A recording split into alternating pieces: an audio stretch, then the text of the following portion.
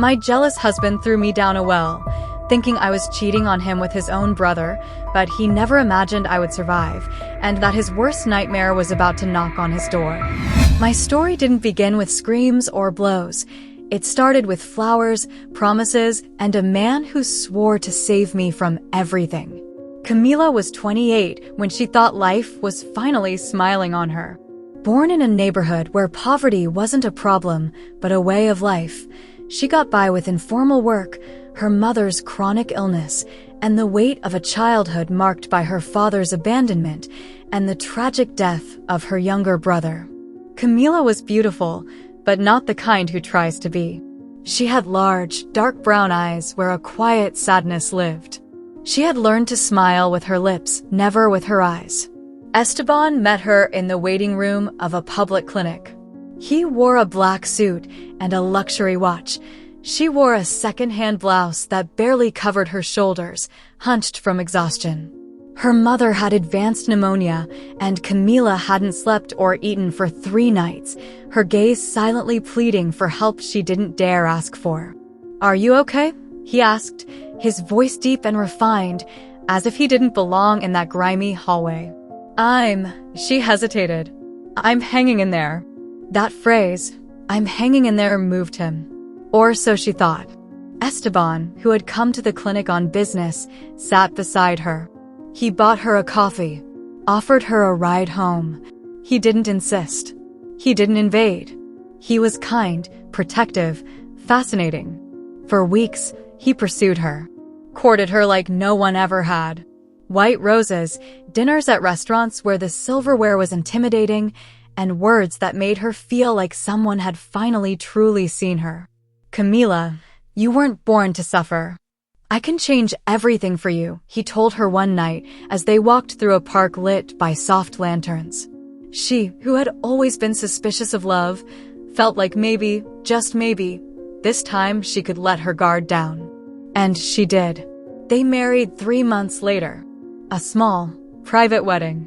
Esteban said he didn't want the media or social media to ruin their sacred moment.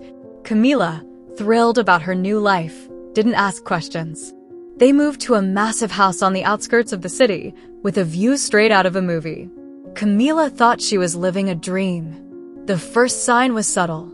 One night, Esteban stared at her as she picked out a dress for a gala dinner. "That neckline doesn't suit you. It looks vulgar." "It's not for you," he said softly, never raising his voice. Camila felt ashamed.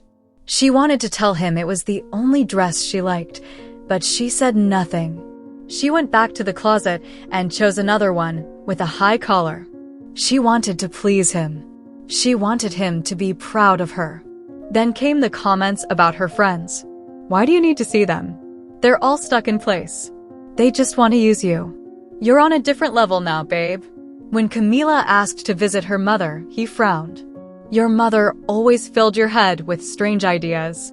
She always made you feel guilty for things that weren't your fault. I take better care of you than she ever did." And that's what confused her most. Because he was right. Her mother was harsh, cold, emotionally distant. But still, she was her mother. Camila began to feel like she was living in a world that looked perfect on the outside, but where the air grew thicker every day. She smiled at parties, wore designer clothes, and was introduced as the wife who brought a smile back to mogul Esteban Morales. No one knew that inside, something was breaking. The most painful part was that Esteban never yelled. He never hit her. He just corrected her, just guided her, just made decisions for her, because, according to him, she didn't yet understand how the real world worked. He gave her money, but asked her to return it with receipts. He told her she didn't need to work. That was for women who weren't as lucky. That she should rest, take care of herself, be beautiful for him. "You don't have to worry about anything. I do everything for you," he repeated like a mantra. And Camila, who had never had a space of her own, convinced herself that this was love. That what she was feeling was just her own insecurity. That maybe she was ruining her happiness because she didn't know how to live it. Everything changed when Gabriel came back. Gabriel Morales was Esteban's younger brother. He had been out of the country for years, working with NGOs, traveling through Asia and Latin America, helping in rural communities. His return was a surprise to everyone, including Esteban, who didn't seem too thrilled about it. Camila met him at a family dinner. From the very first moment, Gabriel looked at her differently. Not with desire, nor with superiority, but with a disarming tenderness. He asked her questions and actually listened to the answers. He didn't try to correct her. He didn't make her feel stupid. "And what did you do before marrying my brother?" he asked her with a genuine smile. "I worked at a fabric store," she replied. "And did you like it?" Camila hesitated. No one had ever asked her that. Not even Esteban.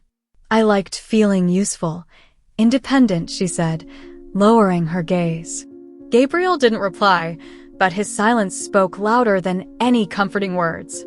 From that moment on, he began visiting them more often. Sometimes he brought books for Camila, other times he talked about his travels. He gave her a plant, saying it was just like her, resilient, with unexpected flowers. Esteban began to feel uneasy. "My brother is a free spirit, but unstable. Don't fill your head with hippie fantasies," he told her one night during dinner. Camila didn't reply, but for the first time, she felt something inside her wanted to rebel. Gabriel was just being kind. That was all. Why was that a problem? One afternoon, while she was watering the plant Gabriel had given her, Camila heard him arrive through the garden. She smiled when she saw him. "I came to check on the girl who's blooming," he said, pointing to the flower pot. "I'm not very good at taking care of living things," she replied playfully. Gabriel looked at her seriously. "That's not true." Silence. "You don't smile like someone who's happy," he suddenly said.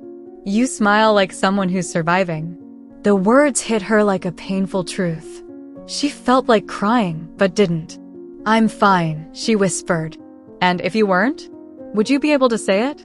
She didn't answer. That night, Esteban came home earlier than usual. He checked Camila's phone without her noticing. He saw a message from Gabriel that said, "Would you like to come to the gallery tomorrow? There's an exhibit of incredible women artists. I thought you might enjoy it." Esteban didn't say anything. He smiled. He walked over to Camila and stroked her hair. "Do you know how lucky you are?" he whispered. Camila nodded. That night, she had a nightmare. She dreamed she was walking through a rose garden, but all the roses had thorns and bled when touched. She woke up sweating. Esteban was asleep beside her, his face calm, like someone without doubts. Camila began to feel watched. Sometimes she heard clicks on her phone. Other times, she found her underwear drawer disturbed. One morning, she even found her journal open on the bed. But she couldn't accuse anyone. She had no proof. Gabriel invited her out again, but Camila replied, "I can't. I'm sorry." He looked at her with a mix of sadness and respect. "I promise I won't insist. I just wanted you to know that there are different kinds of love." That night, Esteban served her wine. He stared at her as she drank. "Gabriel doesn't understand your world. He just wants to pull you into his. But you weren't born to be just another one. You're mine. And with me, you'll become everything you ever dreamed of."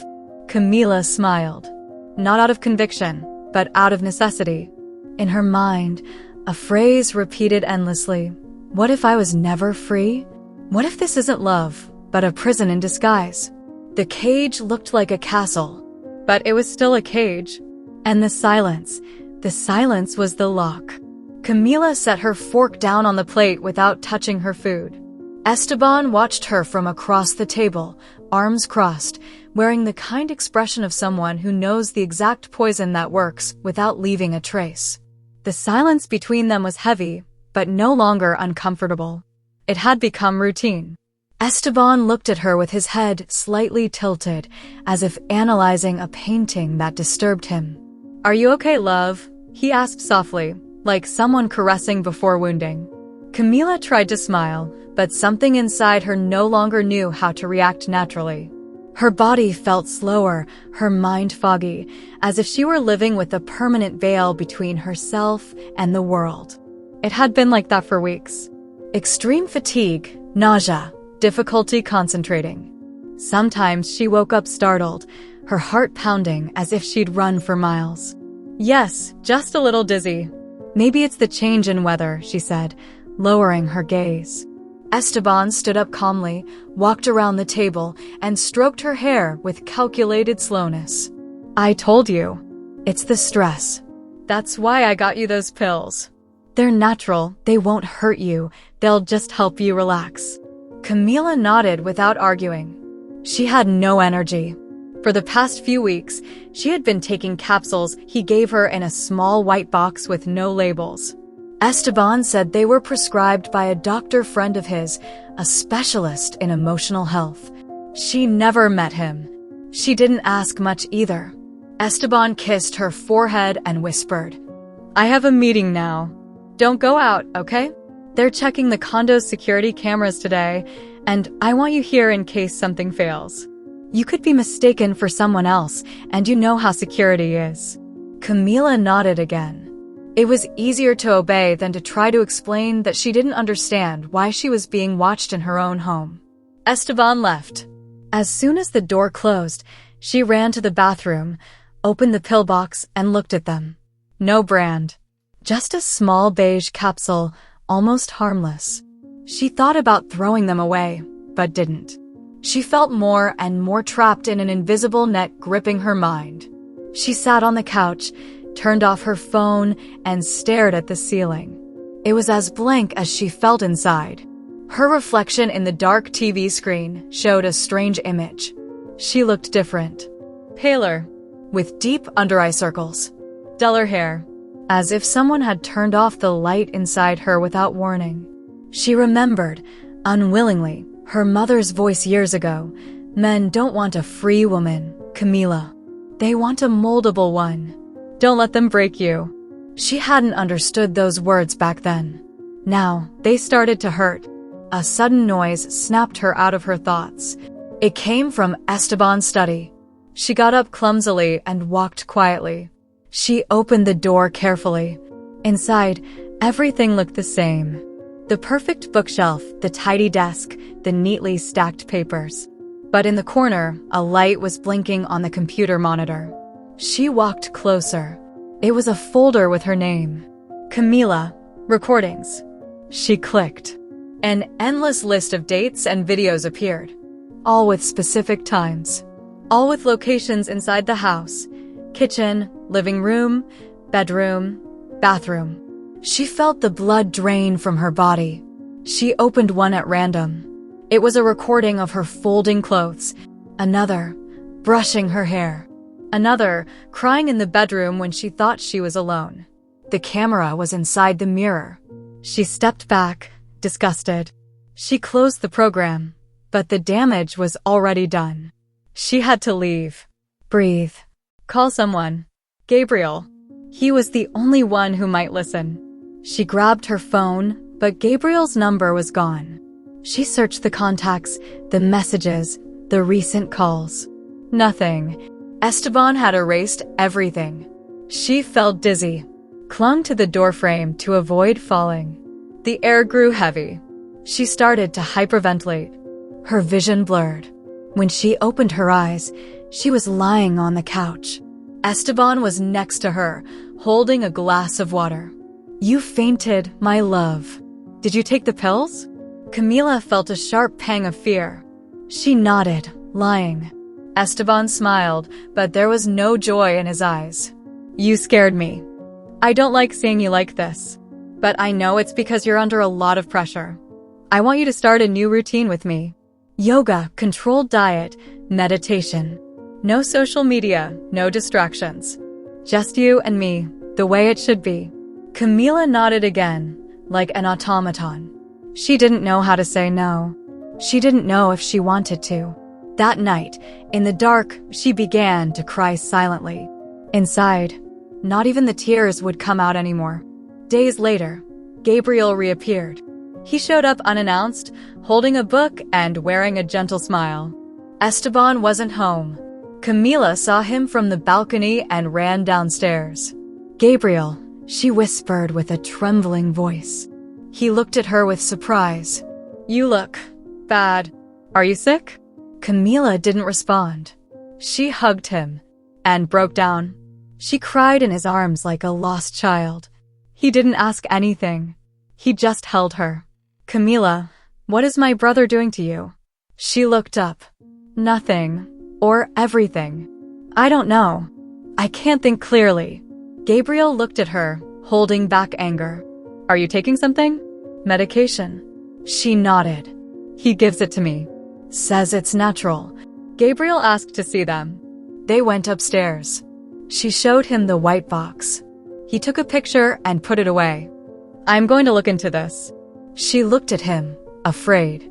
"I don't want to be locked away, Gabriel. I don't want to disappear." Gabriel clenched his fists. "I swear nothing's going to happen to you. But I need to know how far this has gone." Before leaving, he looked her in the eyes. "You're not crazy, Camila. You're not exaggerating. You're trapped. And I'm going to help you." Camila felt a small sense of relief, but also a new kind of fear, because if he knew the truth, Esteban would soon know it too. That night, Esteban came home earlier. He took off his jacket, poured 2 glasses of wine, and invited her to sit with a sweet smile. "I felt nostalgic today," he said. "I thought about everything I've done for you. How I rescued you. Remember? From that clinic, from that life." She looked at him, motionless. "Yes," she whispered. He took her hand. "And I thought, what do you think people would do if they found out that the woman I pulled out of the mud is now betraying me with my own brother?" Camila felt a chill that had nothing to do with the cold. "I haven't betrayed you," she said in a trembling voice. Esteban chuckled softly. "You don't need to sleep with someone to betray me, Camila. It's enough to want to think about him, to seek comfort where you shouldn't." Camila shook her head. "I just want to be okay." He stroked her face. "And I want the same. That's why, starting tomorrow, your sessions with the doctor will be here at home. I don't want you going out. I don't want the world to confuse you anymore." She looked at him with red eyes. "I'm not confused." Esteban leaned closer. "Then prove it. Stay with me. Only with me." Camila lowered her gaze. He kissed her forehead. "Everything's going to be fine. Trust me." That night, Esteban gave her a new capsule. She placed it on her tongue, pretended to swallow it, and when he left, she ran to the bathroom and spit it into a tissue. Then she hid it. Something had changed in her heart. She no longer wanted to survive. She wanted to escape. She wanted to live, even if it was the last thing she ever did. Esteban mustn't know she had started to see things clearly, that for the first time in months she didn't feel drugged, clouded, broken. She no longer wanted to survive. She wanted to live, even if it was the last thing she ever did. That night, the silence was thick, charged with a tension even the walls of that house couldn't contain. Esteban ate dinner across from her, never taking his eyes off her, wearing a meticulously drawn smile. He didn't ask anything. He didn't mention Gabriel. But his eyes said everything. Every time Camila looked down at her plate, she felt like he already knew she was waking up. "I've decided we're leaving this weekend," he said suddenly, wiping the corner of his mouth with a napkin. "To the estate. We need space. Privacy. Away from everything." Camila swallowed hard. It wasn't a suggestion. It was an order. "For what?" she managed to ask. "I want us to start over. Like when we first met. I need to reset everything that's been damaged." The word reset echoed in her mind like a warning. Her body reacted with chills that Esteban didn't seem to notice. Or pretended not to. "And Gabriel," she dared to say. Esteban smiled. He didn't answer. He simply raised his wine glass and made a toast in the air as if his silence were enough. The next day, they left early. Camila barely had time to pack some clothes. Esteban drove calmly, talking about the improvements he had made to the estate, how that place had always been his refuge, his sanctuary, his only piece of peace since his mother's death. The road to the estate was long and lonely. The trees closed in like green tunnels on both sides of the road. Camila stared out the window in silence, her heart racing. There was something in Esteban's calm that didn't match what she felt in her gut. They arrived before nightfall. The house was large, old, with colonial architecture surrounded by thick forest. It was completely isolated, no cell signal, no internet connection. Just birds, wind, and a deep sense of absolute seclusion. Esteban helped her unload the suitcases. "I want to show you something before it gets dark," he said. "It's part of this house's history." Camila hesitated. "I'm tired. It won't take long. Trust me, love." He walked ahead of her, across the garden and into a hidden path between the trees. She followed him, her steps unsure on the damp earth. After 10 minutes of walking, they reached a circular stone structure, covered in moss and surrounded by thick roots. An old well. Camila looked at it uneasily. "What is this?" Esteban turned to her, his eyes shining. "I used to hide here when I was a kid. When my mother yelled at me. When my father hit me. This was the place no one could reach me." Camila felt a lump in her throat. Not because of the well, but because of the way he said it. There was real sadness, but also something twisted. "And why are you showing me this?" "Because I want you to understand what it's like to feel alone. Abandoned. Hurt by the people who are supposed to love you." She didn't know what to say. She took a step back. He noticed. "Are you afraid of me?" "No. You're lying." Esteban looked down and took something from his pocket. A manila envelope. Just like the one he had left on the table days before. He opened it and pulled out more photos. He tossed them on the ground in front of Camila. "Are you going to say this is a lie too?" She knelt down. Photos of her and Gabriel. In different moments, in the house, the garden, the library. Footage from hidden cameras. One even from the bathroom. "You were spying on me in the bathroom? Don't answer a question with another. Did you sleep with him?" Camila looked at him, her soul in her eyes. "Never. Not once. Gabriel only tried to help me. You locked me up. Isolated me. Drugged me. That's not love, Esteban." He looked at her with restrained rage, but also with a pain that seemed older than she was. "You don't understand what it means to love. No one taught you. Neither you nor me. No one taught me to kill, and yet I don't," she said with a courage she didn't know she had. Esteban looked at her as if she had just become someone else. Then, without warning, he pushed her. It was so fast that Camila didn't have time to scream. She fell backward, right toward the edge of the well. She slipped. She felt the emptiness. The world spun. The impact was brutal. She landed on a mix of mud and stones. She felt a crack in her leg. The pain was immediate, paralyzing. She tried to move, but her head hit the damp wall, and she lost consciousness. Esteban looked down for a few seconds. He saw her motionless, unconscious, bloodied. He closed his eyes, took a deep breath, turned around, walked back down the path with steady steps, as if he had just buried a part of himself. Back at the estate, he cleaned his hands, burned the envelope with the photos in the fireplace, took his satellite phone and called his lawyer. "Camila has disappeared. I think she left with another man. I'm devastated." His voice was perfect, sad, desolate, like a theater actor.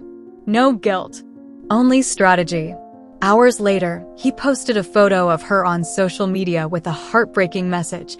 "If anyone has seen her, please contact me. I love her. I'm shattered." At the bottom of the well, Camila opened her eyes. She didn't know how much time had passed. The sky was just a distant. Her leg was bent at an impossible angle. The right side of her face burned. She tried to move, to scream. She couldn't. She felt cold, afraid, alone, abandoned, but alive. It wasn't the end. It couldn't be. With a barely audible voice, her lips dry with blood, she whispered, "I can't die here, not for someone who said they loved me." And with that whisper, she began her fight to get out. Or to endure. Because love that isn't freedom isn't love. And because pain that doesn't kill transforms. The earth smelled of dampness, wet stone, dried blood. Camila barely breathed. Her injured body trembled with every involuntary spasm. The pain was no longer sharp. It was a constant buzzing, as if her bones refused to accept she was still alive. She didn't know how long it had been since Esteban had thrown her. Days and nights blurred together with the echo of her broken thoughts. She remembered fragments, but couldn't build a clear timeline. She had wanted to die. For seconds, minutes, she had wanted it all to end. But something inside her, something visceral and primitive, didn't give up. She couldn't move. She barely turned her neck. The sky was a pale crack between the treetops, almost unreachable. She had lost the sense of hunger, but her throat burned as if filled with embers. Then, she heard footsteps. At first, she didn't recognize them, thought it was another dream. But they were real. The crunch of dry leaves, boots on stone, a cane gently tapping the edge of the well. A figure appeared above her. An older man, with a scruffy beard, dark eyes, and a wide-brimmed hat that looked as old as his hands. "Hello?" The man called out, his voice rough.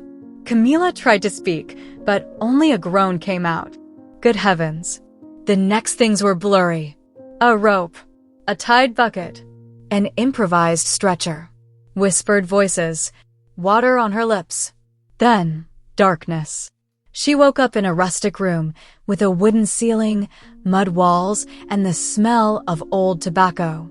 She was in a bed covered with rough sheets next to a wood stove softly crackling.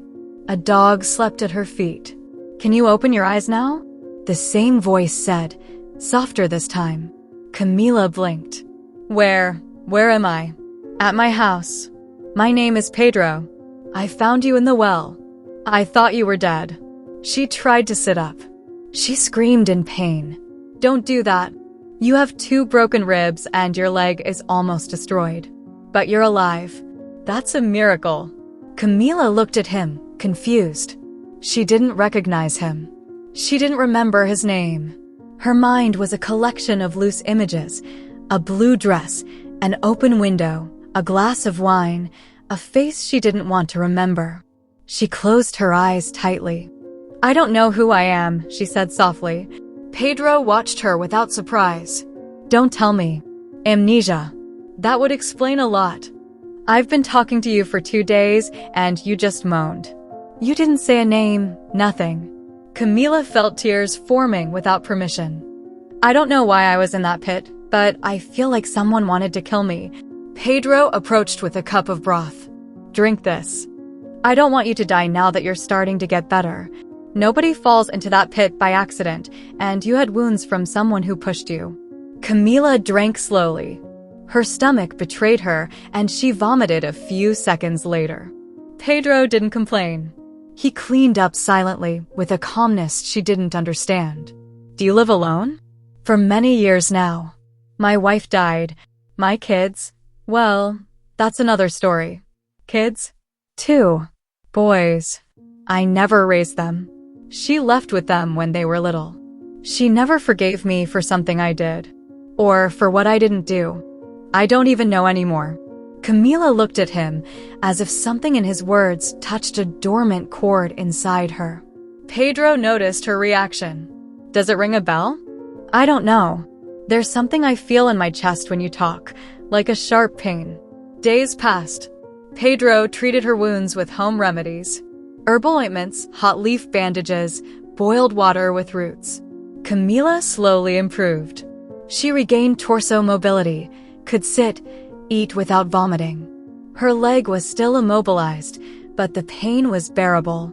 The dog, a gray mutt named Rio, never left her side. One night, while Pedro carved wood in silence, Camila approached limping.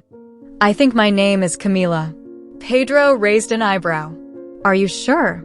"No. but I dreamed of a voice yelling that name at me. It made me cry. And when I woke up, I said it out loud. Then maybe you are. Can I ask you something? Anything you want.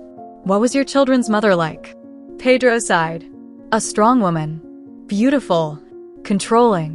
She never forgave me for lacking ambition. I wanted peace. She wanted power. She left with another man. A politician.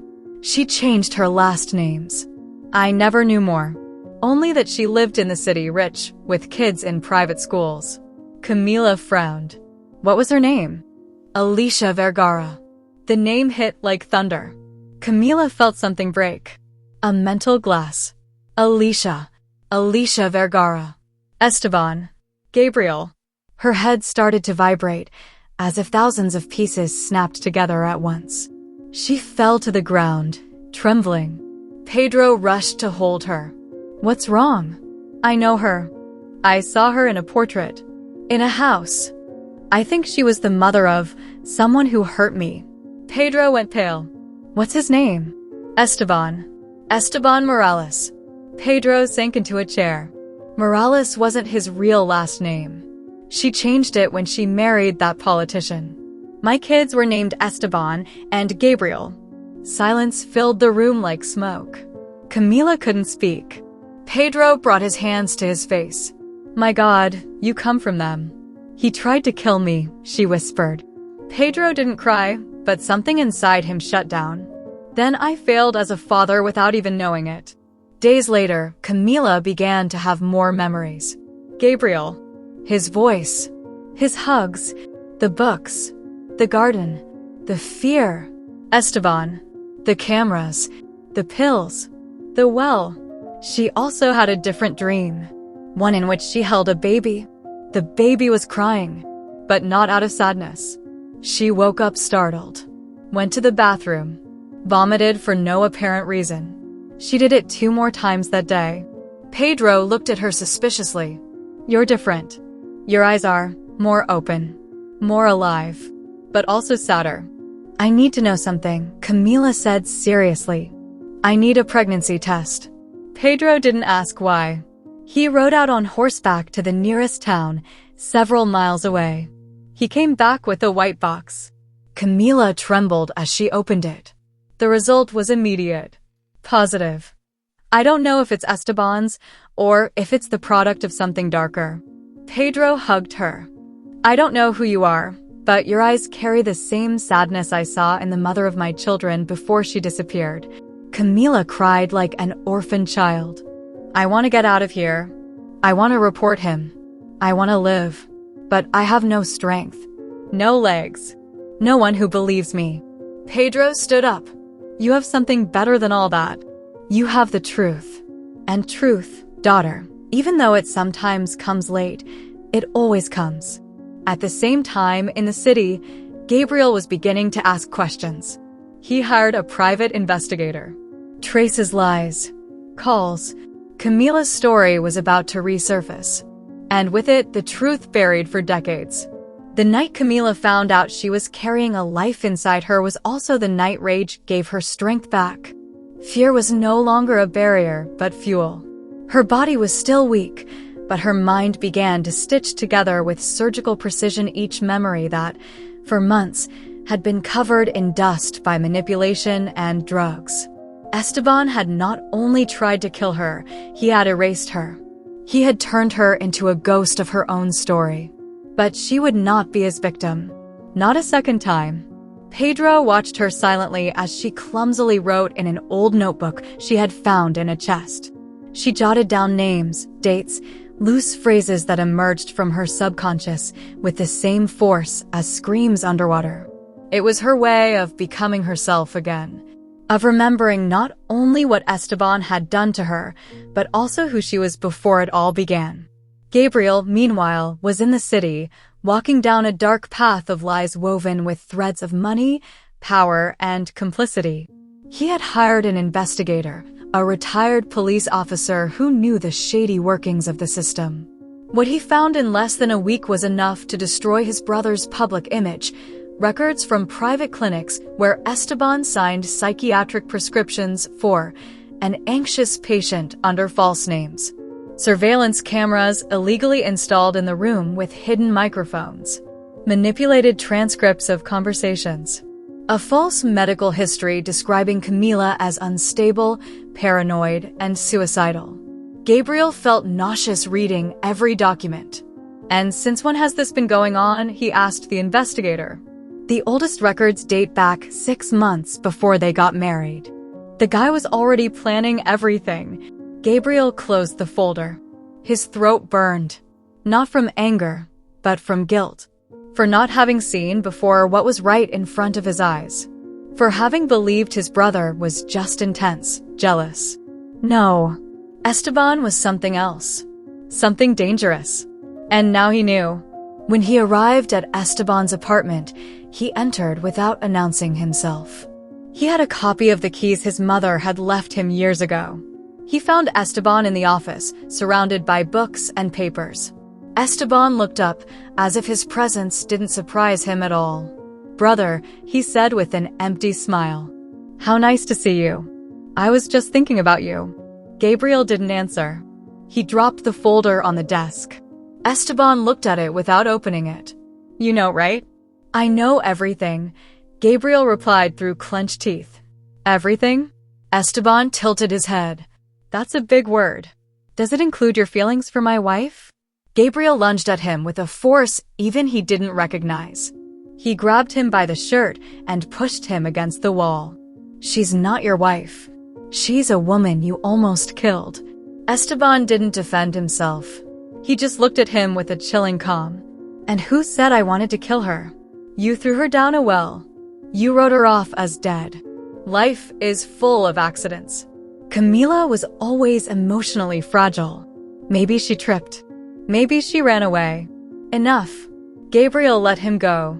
"I know what you are. You forged prescriptions, drugged her, watched her, and all for what?" Esteban adjusted his shirt collar without losing his composure.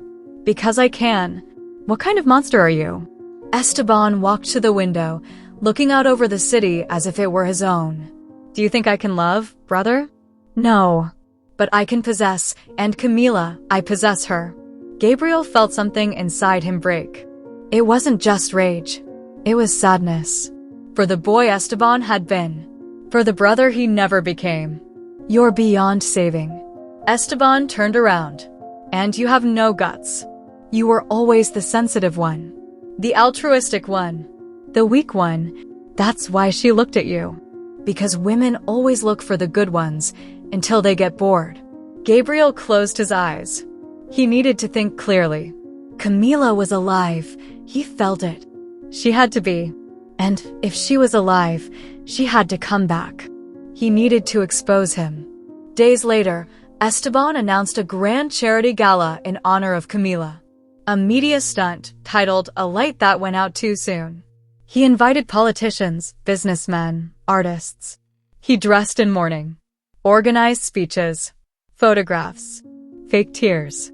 Camila saw the announcement in the newspaper Pedro brought every week from the town. She froze. "He's going to use my death to clean up his image," she whispered. Pedro looked at her. "You can't let that happen." Camila remained silent. Something inside her no longer feared. Something inside her had died the day she fell. And what was left was stronger than any threat. "I'm going to that gala." Pedro looked at her surprised. "You can't walk well. You're weak. You're pregnant." "Precisely because of that. Because now it's not just about me. It's about what I carry inside." Pedro didn't insist. He helped her pick out clothes. Lent her a wig. An old dress that had belonged to his wife. Camila transformed. She wasn't the same woman who had been locked up. Nor the same who fell. Now she was someone else. Someone who had risen. The night of the gala, Esteban stood center stage. Gabriel watched him from the back of the room, eyes full of venom. "Camila was my light," Esteban said with a broken voice. "The woman who saved me, who taught me to love. Her absence has broken me, but I want her memory to help save other women like her." Applause. Gabriel felt nauseous. Then he saw her. Camila. entering through the main door, with her leg bandaged, leaning on a cane, dressed in black, with the firmest gaze ever. A murmur ran through the room. Esteban saw her. His expression froze. The mask cracked. Camila walked to the stage, took the microphone. The entire room fell silent. ChatGPT Plus. My name is Camila Vergara. I am not dead. And I am not a memory. I am a woman who was manipulated, drugged, isolated, and almost killed by the man who today pretends to cry for me.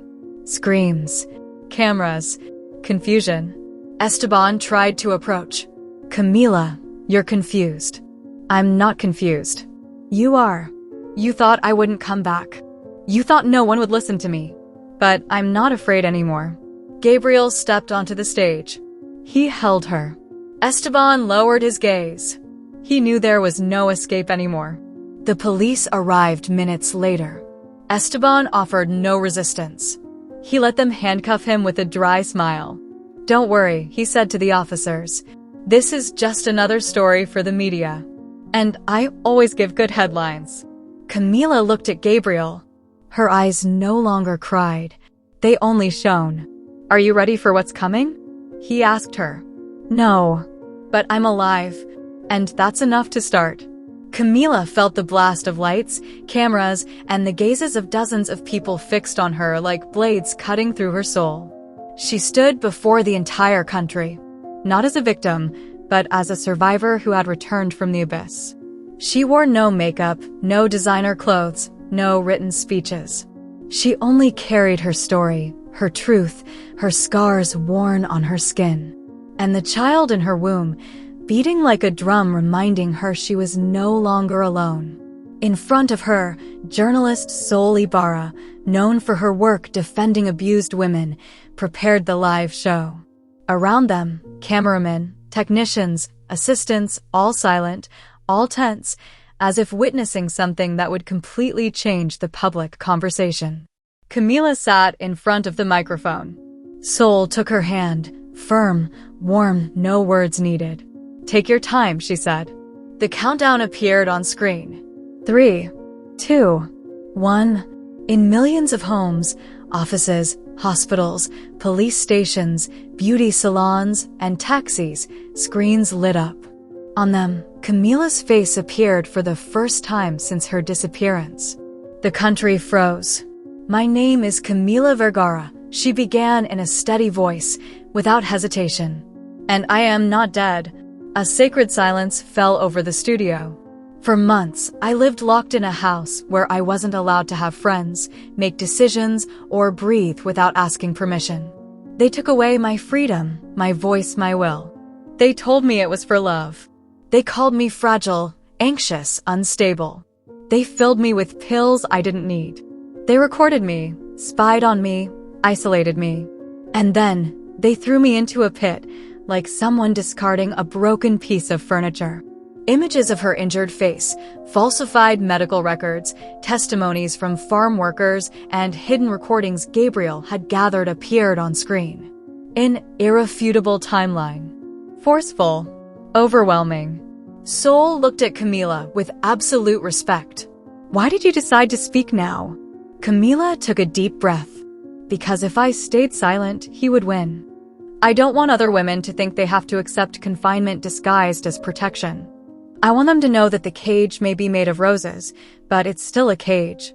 The hashtag Camila Lives trended in seconds. Feminist groups began organizing protests. Recognized figures from entertainment, politics, and human rights posted messages of support. The streets filled with voices shouting what she had whispered with tears for so long. Enough. In preventive detention, Esteban watched the interview from an isolation room, surrounded by 4 white walls with a small TV mounted on the wall. He didn't blink. He didn't shout. He just smiled, as if he had already foreseen it. The Attorney General demanded urgent measures. Files were reopened. Witnesses were summoned. The entire power apparatus that once protected Esteban began to crumble. His public image collapsed like a house of cards. Gabriel went to find Camila after the show. He brought flowers. Not roses, but sunflowers. She didn't meet him at the door. She was in the kitchen, sitting with a cup of tea in her hands. The pregnancy was progressing. Her skin was paler, but her eyes brighter. Gabriel entered slowly. "You were amazing." "I just told the truth," she replied without looking at him. "I know this isn't the right time, but I needed to see you." "Why?" "Because I can't stop thinking about you." Camila looked at him. There was tenderness, but also distance. "I don't know if I can trust again. Anyone." Gabriel lowered his gaze. "I understand. It's not your fault," Camila said. "But you were part of it. You were there. And you didn't see. I was blind. I justified it. I thought I was intense, that I was protecting you, but I didn't want to see what was obvious." Camila nodded, not with resentment, but with resigned sadness. "I'm pregnant." Gabriel nodded too. "I know. The baby has a problem. In the heart. It's congenital. It needs surgery at birth. And for that, it needs a compatible donor." The silence became unbearable. "Esteban is the only one who could be compatible," she finally said. Gabriel closed his eyes. "And what are you going to do?" "I'm going to ask him to donate." "Do you think he'll agree?" "I'm not doing it for him. I'm doing it for a child who didn't choose to be born among our ruins." Days later, Camila entered the maximum security prison. The meeting was authorized by court order. Esteban was sitting in a cold room with a guard at the door. He wore a gray uniform. He looked gaunt, but his eyes were still alive. Too alive. "Look who's back," he said with a crooked smile. Camila sat down across from him. "I'm pregnant. And the baby has a heart defect. It needs a compatible marrow. They've already done the tests. You're the only viable donor." Esteban watched her closely. He played with his fingers. Then he smiled. "What do I get out of this?" "Nothing. Don't underestimate me, Camila. Everyone wants something. Why would you come all the way here to ask me that after everything?" "Because this isn't about you. It's about him. A child who isn't to blame for your traumas or my wounds. A child who deserves to live." Esteban leaned back. "What if I say no? Then he dies. And you live with that. You think I'd care?" Camila leaned over the table. "No. But I know you need to control. And this is your last chance to have power over me. What you don't know is that even if you refuse, I'm no longer afraid of you." Esteban looked at her. For the first time, without a smile. "Do it," he said at last. The procedure was scheduled quickly. Don Pedro signed as Camila's temporary guardian. Gabriel accompanied her to the hospital. Everything was clinical, white, and human. Camila didn't speak. She only stroked her belly and thought about the life she had to protect, even if it meant receiving a part of Esteban and her child. The operation was successful. The baby held on.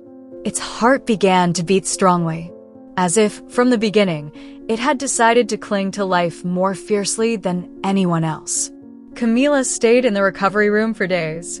On the television, news about Esteban kept airing. New charges, more victims, statements from former partners. His downfall was public, painful, and slow. Gabriel sat down beside her. "What are you going to do now?" "Live. Raise my son. Help other women like me. Turn my pain into something useful. And me." Camila looked at him. "You're part of my story, Gabriel. But I don't know if you'll be part of my future." He nodded. He didn't insist. "No matter what happens," he said, "I'll be here. Because even though I couldn't protect you before, now I want to be. In whatever way you decide." Camila smiled for the first time in weeks. "Thank you." The hospital camera captured that moment. Mother and son. The beginning of another story. A life woven from the ruins. A silent victory. A return that didn't seek revenge, but justice. And a rebirth that no one, not even death, could prevent. The newborn's cry broke the silence of the room like a stream of water finally released after years of drought. Camila held him with trembling hands, feeling that sound tear not only the air but also the veil of the past. The baby was small, fragile, with still wrinkled skin and a newly mended heart beating with the strength of one who has survived even before knowing the world. He didn't cry out of joy, not even relief. He cried for everything that had to be lost to reach this moment. For the women who never came back, for the silenced voices, for the little girl she once was and who now didn't know if anything of her remained in the new mother forming in her place. Gabriel entered the room with his head bowed and eyes moist. He didn't ask if he could come closer. He just stood there, by the door, like a silent guardian of a scene that wasn't his, but hurt him as if it were. "How are you?" he asked, knowing it was an insufficient question. Camila didn't answer at first. She watched her son's tiny fingers, the steady rhythm of his breathing. She gently touched his forehead with a gesture she hadn't learned, born from a pure part of herself that hadn't been corrupted. "He's going to be named Elias," she said finally, without looking at him. Gabriel nodded. "That's a strong name." "It has to be." "And you? Do you feel strong?" Camila looked at him. Not with hostility, nor with tenderness. With a truth she wasn't afraid to hurt. "I'm empty and full at the same time. Does that count?" Gabriel stepped forward, sat beside the bed without touching her. "That's exactly what being alive means." Days passed. Camila didn't return to the city house. She settled in a small home in the countryside, near the place where Pedro had built his refuge. She didn't want cameras. She didn't want reports. She had spoken enough. Now she wanted to act. To change what could be changed. She began working with a group of women who had gone through similar situations. Some had escaped their partners. Others were in legal processes. Many had no family or resources. All bore the same shadow in their eyes, the shadow of having trusted someone they shouldn't have. Camila used her savings, then anonymous donations, to found a place she called the Elias Center. A place where motherhood, freedom, and dignity weren't luxuries, but rights. They didn't talk about Esteban there. Not even about Gabriel. They only talked about the future. Pedro visited her every week. He no longer seemed like the forest hermit, but a redeemed grandfather. He played with Elias, told him stories about trees and horses, and sometimes, when Camila wasn't looking, he cried silently seeing how his past mistakes had blossomed into something he didn't deserve, but was deeply grateful for. Gabriel came many times, but never stayed too long. He didn't cross the line. He knew Camila needed space. Not a heal, because healing was too clean a word, but to rebuild herself from the rubble. Still, he stayed close. In the moments she allowed him. One afternoon, while Elias slept in Pedro's arms, Gabriel approached Camila in the garden the women of the center cultivated. She was crouched down, planting onions with hands full of dirt. "I received a letter," he said bluntly. Camila didn't stop. "From whom?" "From Esteban's lawyer. They found it among his things after the procedure." Camila stood up slowly. She wiped her hands on her apron. "He's dead, isn't he?" "Yes." "Complications." The doctor said his body was already damaged. It wasn't immediate, but he didn't make it. She didn't cry. Nor did she celebrate. She just nodded, like someone hearing it rained on another continent. Gabriel handed her the envelope. "I didn't want to open it without you." Camila took it. She weighed it in her hand as if she knew that inside that paper there weren't words, but dynamite. She walked to the shed, opened it slowly. Gabriel stayed outside. He waited for her, as always. Inside, the evening light drew lines on the floor. Camila sat on an old blanket and opened the letter. The handwriting was recognizable. Precise. Elegant. Cold. "Camila, I don't expect you to read this with compassion, nor to believe every word. I only hope you read it, not to redeem myself. I know what I am, and I know what I did. No one pushed me into the abyss. I chose it. Since I was a child, I was the property of a broken woman. Alicia wasn't a mother. She was a prison with a smile. She taught me to obey, to be silent, to smile in public and tremble in private. She taught me that pain is managed, that love is bought, that fear is inherited. And when I became a man, I didn't know how to be anything but the reflection of that. Gabriel was her favorite. I was her investment. The day your childhood home caught fire, I was there. You didn't know, right? Alicia took me. She said she needed to close a deal. She was the one who left the candle lit near the curtain. I saw it. I knew it. But I did nothing. I was 13. And I already knew that mistakes were buried. Like your brother. Since then, you have been my redemption. Although I didn't want to redeem myself. I wanted to possess you. I succeeded. But I lost everything at the same time. And when I understood that you were not mine, but yours, it was already too late. I hope Elias is not like me. And if he carries my blood, I hope the pain is diluted in all the love you will give him. I hate you for outliving me, but I also admire you. This is not forgiveness. It is acknowledgement. Esteban. Camila closed her eyes. She felt something warm slide down her chest. Tears. Not for Esteban. Not for what he confessed. But for everything left unsaid, for all that pain had distorted. She burned the letter that same night. Not out of fear, but by choice. Some truths don't need to be archived. Just ended. A few months later, the Elias Center became a beacon. They received recognition from international organizations. Camila was invited to give talks, but only accepted those held at schools. She wanted to speak with young people, with girls who still could choose differently. With boys who still didn't know that being a man isn't about dominating, but about caring. Gabriel stayed close, helping however he could. There was no romance, no magical reunions. Just presence. And sometimes, that's enough. One morning, Camila took Elias to the natural spring where Pedro used to collect water. She placed him on a blanket and sat beside him. The baby laughed, kicked the air, looked at the trees as if they were friendly giants. Do you know why you're called that? She said, stroking his hair because Elias was a prophet who spoke in deserts.